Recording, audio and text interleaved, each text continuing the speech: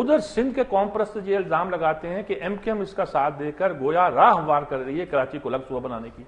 پھر وفاق ایک بنا لے گا, سندھ اسمبلی سے پوچھا نہیں جائے گا, جس کی 2/3 میجورٹی کبھی کراچی کو الگ کرنے کا بعد میں سوچ نہیں سکتی.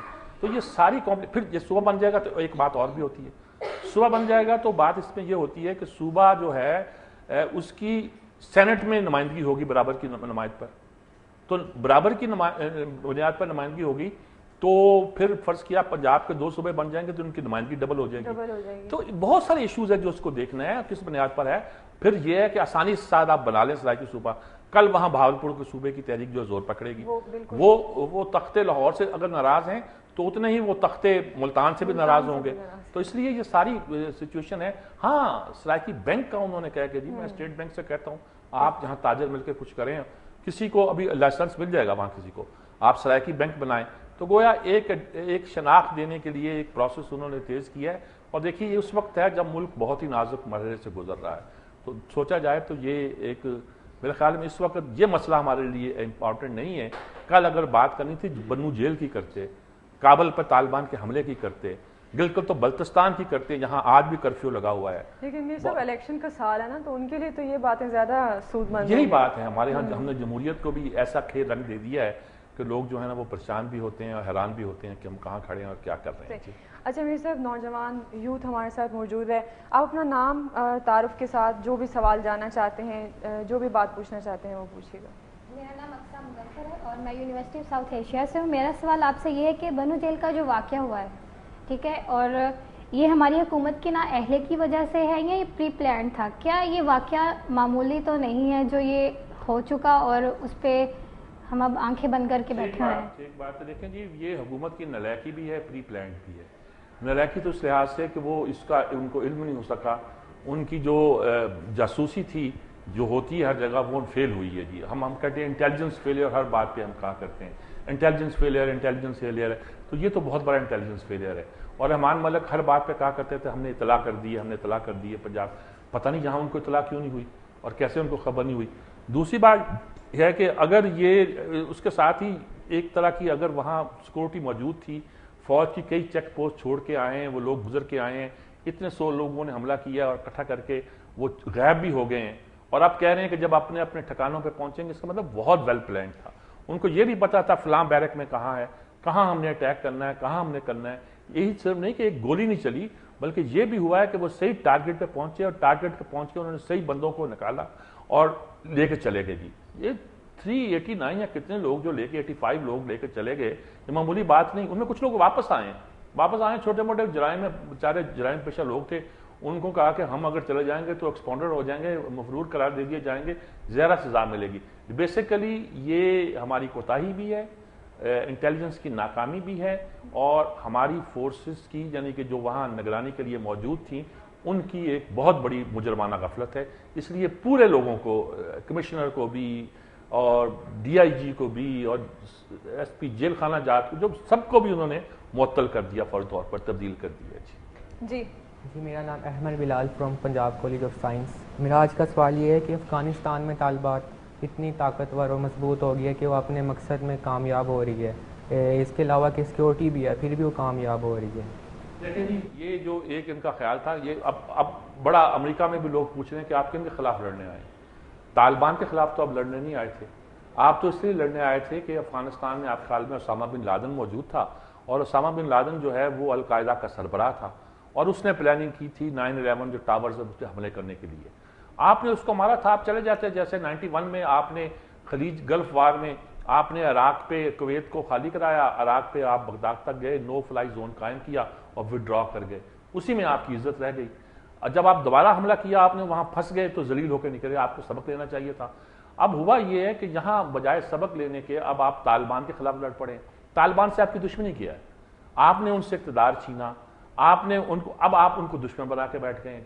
اچھا, اس کا امریکیوں کو سمجھ نہیں آتا کہ یہ ہمارا دشمن کیسے ہو گیا, اس نے امریکہ کے خلاف کیا کیا ہے. وہ تو القاعدہ نے کی ہے, جس کو بھی کیا ہے. اب آپ نے ایک اپنی مرضی کا حکمران جس کا نام حامد کرزئی ہے, آپ نے وہاں مسلط کر دیا, سنگل ہینڈڈلی مسلط کر دیا. آپ کہتے ہیں اس کو مانو, آپ نے آئین دیا, آپ کہتے ہیں اس آئین کو مانو. آپ کہتے ہو کہ طالبان کو اب مذاکرات کر رہے ہیں لیکن ہماری شرط پر آئیں, ہم ان کو الٹا لٹکا کے پہلے تک جب تک نیچے نہ جھکا دیں ہم بات نہیں کریں گے. تو یہ ساری جو صورتحال کی جا رہی ہے وہاں طالبان نے بھی دکھایا کہ بھائی یہ ہمارا علاقہ ہے, میجورٹی علاقوں پہ ہماری حکومت ہے. اب طالبان کا مطلب کوئی مسلم ملیٹنٹ نہیں ہے, طالبان کا مطلب پختون آبادی کی ایک نیشنلسٹ اپروچ ہے کہ وہ نہیں چاہتے کہ ان کے ملک پر غیر ملکی فوجوں کا قبضہ رہے. تو یقینی طور پر یہ اب جاتے جاتے امریکہ کے لیے ایک نیا مسئلہ ہے اور یہ تو انہیں حل کرنا پڑے گا. عراق میں بھی ان کے ساتھ یہی ہوا تھا, اور لیکن وہاں کے وزیر اعظم نے کہہ دیا چھٹی کرو بھائی, نور الملکی نے کہ جاؤ بھائی اب بہت ہو گئی ہے, آپ کی جہاں گنجائش نہیں ہے. کرزئی بھی اگر یہ کہہ رہے ہیں لیکن کرزئی کی اپنی کریڈیبلٹی کوئی ہے ہی نہیں, وہ انڈیپینڈنٹ اس طرح ہے نہیں جس طرح اس کے انڈیپینڈنٹ ہونا چاہیے. جی آپ کے پاس کیا سوال ہے؟ Myself Mahnoor, I am student of DPS. میرا کوشچن آپ سے یہ ہے کہ سپریم کورٹ کے مقدمے اتنے ہیں, ان کے پاس اتنے مقدمے ہیں کہ ان کے پاس اور کوئی کام نہیں. اب آپ دیکھیں بے نظیر کا بھی مقدمہ ہے, اس کے علاوہ اور بہت سے مقدمے ہیں. ہاں, اور وزیر اعظم کے مقدمے, اب ان کے بیٹوں کے بھی مقدمے آ گئے, ہمہ خانہ آفتاب, بے شمار مقدمے ہیں. نارو کا مقدمہ, یہ ٹھیک کہہ رہی ہیں آپ. اور اس میں اچھا کمنٹس کیا ہے ہمارے چیف جسٹس نے, جو جوڈیشل کانفرنس ہو رہی تھی اس میں, اور ان تبصرہ کیا ہے کہ اگر تمام ادارے ریاست کے اپنی اپنی جگہ کام کر رہے ہوں تو لوگوں کو انصاف کے لیے پھر کورٹ کے پاس, عدلیہ کے پاس زیادہ نہیں جانا پڑے گا. ہمارے ہاں لگتا ہے کہ تمام ادارے کام نہیں کر رہے, اصل میں تمام ادارے فیل ہو چکے ہیں, ناکام ہو چکے ہیں, بیوروکریسی کچھ نہیں کر پا رہی, حکم مانے نہیں جا رہے, عدالت کے حکم کو وزیر اعظم تک جو ہے وہ ریفیوٹ کر رہے ہیں. ایسی صورت میں جب سارے اسٹیٹ کے جو ادارے ہیں وہ ختم ہو گئے ہیں, فوج انٹروین نہیں کرنا چاہتی. دیکھیے دو باتیں ہیں, فوج کا مسئلے سے الگ رہنا اور بات ہے, الگ رہنا, نظر انداز کرنا اور بات ہے, انٹروین کرنا دوسری بات ہے. انٹروین تو ان کو نہیں کرنا, لیکن سیکورٹی ایشوز پہ انہیں نظر تو رکھنی ہے نا جی, کہ اب ہر چیز چوپٹ ہو گئی ہے اور لگتا ہے کہ ملک میں کوئی ایسا ادارہ نہیں ہے جو اس کو سپروائز کر رہا ہے, اوور لک کر رہا ہے, دیکھ رہا ہے. خاص طور پہ جب سے یہ صورتحال پیدا ہوئی ہے کہ جنرل پاشا رخصت ہوئے ہیں تو اور سینٹ کے انتخابات میں بھی جیت ہوئی ہے, تو لگتا ہے کہ سول حکومت جو نا ایسے اکڑی ہوئی ہے کہ فوج تو کچھ بھی نہیں کر سکتی, اور جو کچھ کرنا ہے ہم نے کرنا ہے یا امریکہ نے کرنا ہے, اور باقی تو کوئی کرنے والا نہیں ہے. ایسی صورت میں سپریم کورٹ کا رول بڑھ جاتا ہے, اور یقینی طور پر بڑا ہوا ہے, لیکن یہ کوئی خوشگوار صورتحال نہیں ہے جی. وجہ اس کی یہی ہے جی کہ تمام ادارے جتنے دوسرے ہیں حکومت کے ادارے وہ کام نہیں کر رہے, اور جب کام نہیں کر رہے تو جو ادارہ کام کر رہا ہے یہاں تو فوج دخل دے, اچھی بات ہے کہ فوج دخل نہیں دے رہی, اور ایک سولین ادارہ جو سب سے ہائیسٹ ادارہ ہے جسے عدلیہ کا ادارہ کہتے ہیں, وہ کچھ اگر دلچسپی لے رہا ہے تو میرے خیال میں یہ ایک پازیٹیو بات ہی ہے جی. جی میر صاحب ایک ای میل بھی ہے, میں اسے شامل کرنا چاہوں گی. کراچی کی صورتحال پر عائشہ ہیں لاہور سے, انہوں نے یہ ای میل کی ہے کہ کراچی میں پھر ویسی ہی صورتحال ہے, لاشیں گر رہی ہیں. میرے پاس بھی ویسے یہ اپڈیٹ تھی, تو وہ کہہ رہی ہیں کہ جب صورتحال بہتر نہیں ہو سکتی, کیا گورنمنٹ کا اس میں انٹرسٹ نہیں ہے کہ کراچی کی صورتحال کو بہتر کیا جا سکے؟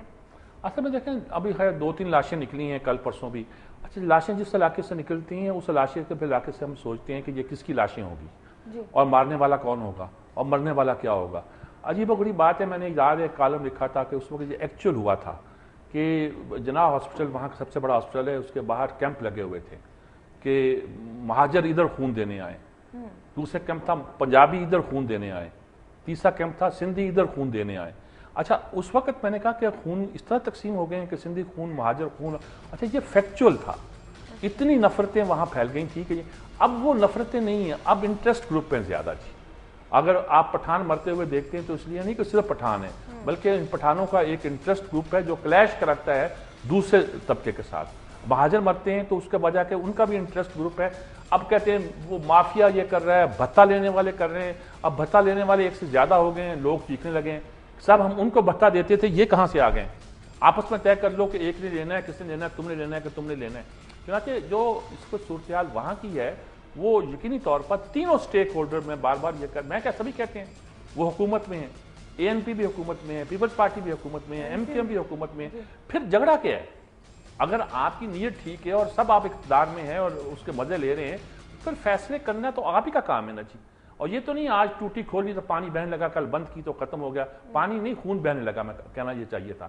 وہاں آپ کے کہنے پہ قتل و غارت ہوتی ہے, اور آپ جب صلح کر لیتے ہو تو قتل و غارت بند ہو جاتی ہے. یہ بڑی خطرناک صورتحال ہے. عدالت نے جہاں بیٹھ کے کام کیا, اب رپورٹ مانگ, اب عدالت پھر وہاں چلی جائے, وہ کوئٹے جائے, وہاں جائے, گلگت بلتستان جائے, جہاں بے نظیر کا مقدمہ بھی آپ نے بھیج دیا ہے, وہ تو خیر ہونا ہی تھا. اس کے ساتھ آپ نے بھٹو کے مقدمے کو ریوزٹ کرنے کے لیے کہہ دیا ہے. اس کے بعد کوئی آرڈر آپ کے چیف منسٹر NRO کا مقدمہ ہے, آپ کے پرائم منسٹر آرڈر نہیں مان رہے, ان کے مقدمے, ان کے آل اولاد کے مقدمے اب آ رہے ہیں. اب کہاں سپریم کورٹ جو نا بیٹھے اور کرے کام, اور سپریم کورٹ کرتی رہے تو پھر کیا کرے گی؟ ایک طریقہ یہ ہے کہ فوج کو حکم دے. فوج کو حکم دینے کا ابھی اللہ کا شکر ہے کہ اس طرح کا آرڈر نہیں آیا. وہ کہتے ہیں جی منسٹری آف ڈیفنس کے ذریعے جائے گا حکم, کے براہ راست حکم جائے گا, جو خود ایک بغاوت ایک کی صورتحال پیدا کرنے کی کیفیت ہوگی. اور میرے خیال میں جس طرح ہماری فورن پاورز کے انٹرسٹ ہے اس خطے میں, ان کے ہوتے ہوئے یہ ساری باتیں جو نا خاصی مشکل ہیں اور پریشان کن ہیں ہمارے لیے. جی اچھا میر صاحب, ایک طرف تو یہ حالات ہیں, مطلب اسٹیک ہولڈرز, گورنمنٹ اس میں شامل ہے لیکن کسی قسم کا کوئی ایکشن نہیں لیتی. وفاقی کابینہ میں مزید توسیع کی گئی ہے, یہ ایک نئی صورتحال ہے, اور ان دنوں میں ہمارے وزراء کی تعداد کو بڑھا دیا جانا, اس کا کیا پس منظر ہے اور کیا صورتحال کیا جنم لے سکتی ہے؟ آج بھی جی شاید کوئی حلف اٹھا رہے ہیں 2-4 جی, کچھ پنجاب سے انہوں نے بہت پیپلز پارٹی کے لوگوں کو شامل کیا ہے, کچھ اور کر رہے ہیں, کچھ جتوئی صاحب ہیں, پتہ نہیں میر ہے. مجھے تو اب ایسے وزیر آنے شروع ہو گئے ہیں کہ مطلب پوچھتا ہے کہ یہ کون ہے بھائی, کہاں سے آیا ہے, کس علاقے کا, فلاں کا بیٹا ہے, فلاں کا بھتیجا ہے, یا کسی اور کا ہے, جتوئی وہ ہے یا جتوئی وہ ہے, موزم جتوئی صاحب. یعنی یہ صورتحال پیدا ہو گئی ہے جی. اور رزلٹ کیا ہے؟ رزلٹ یہ ہے کہ وہ اصل میں پیپلز پارٹی اب الیکشن کی تیاریاں کر رہی ہیں. سرائکی شعبے کا اعلان بھی اس طرح, یہ سارا شور بھی اسی طرح, یہ شور و گوگو اسی طرح. اور یہ اب اپنی منسٹریز مختلف بنا کے, جن لوگوں کو پہلے انہوں نے نکال دیا تھا کنڈیم کر کے, ان کو بھی لا رہے ہیں, ایکٹیو کر رہے ہیں. پرویز اشرف کو انہوں نے فارغ کیا تھا پانی بجلی کے, اب ان کو پھر وزیر بنایا. کل ان کا واقعہ بھی آ گیا کہ ان کے پروٹوکول افسر نے کسی راہ چلتے کی گاڑی کراس کرتے ہوئے, ایک شاید جوائنٹ سیکرٹری تھا بیچارہ, اس کو کوئی گالیاں دی, ساتھ اس کی شاید اہل خانہ تھے, تو وہ بہت اریٹیٹ بھی ہوا. وہ ٹی وی پہ آ کے اس نے کمنٹس بھی کیے کہ ان کو کوئی اتنا بھی حیا نہیں ہے کہ اپولوجائز ہی کرتے. لیکن بہرحال یہ سارے منسٹر اس لیے جا رہے ہیں کہ پارٹی الیکشن پہ جا رہی ہے, اور لگتا یہ ہے کہ پنجاب کو یہ سوچ چکے ہیں, سینٹرل پنجاب جہاں بھٹو کی گڑھ تھا, جان تھا, اس سے یہ ہاتھ دھو بیٹھے ہیں. اب ان کا خیال ہے کہ ساؤتھ پنجاب کو الگ کر کے ہم اپنی دنیا وہاں بسائیں یا وہاں پیدا کریں. یہ پاکستان کے مفاد سے زیادہ پارٹیزن سوچ کا نتیجہ تو ہو سکتا ہے. اب وزیر بھی شاید اسی حوالے سے رکھے جا رہے ہیں کہ کون کہاں کتنا کام کر سکتا ہے. جی وقت جو ہے وہ ہمارے پاس ختم مجھے لگ رہا تھا. بہت شکریہ میر صاحب آپ کا, اور بہت شکریہ اقصیٰ احمد مانور آپ کا ہمیں جوائن کرنے کے لیے. اس کے ساتھ ہی ناظرین آج کے پروگرام کا وقت ختم ہوتا ہے. بس یہی کہا جا سکتا ہے کہ اچھی امید رکھنی چاہیے, انشاءاللہ حالات اچھے ہوں گے, کیونکہ لگتا نہیں کہ ہماری گورنمنٹ ان دنوں میں جب افغانستان اور کابل میں اس طرح کے افسوسناک واقعات ہو رہے ہیں کوئی ایکشن لینے کا سوچے یا بات بھی کر دے. اینی ویز اچھی امید کے ساتھ ہی آج کے پروگرام کا اختتام کریں گے. کل دوبارہ آپ کی خدمت میں حاضر ہوں گے. اپنا خیال رکھیے گا. اللہ حافظ.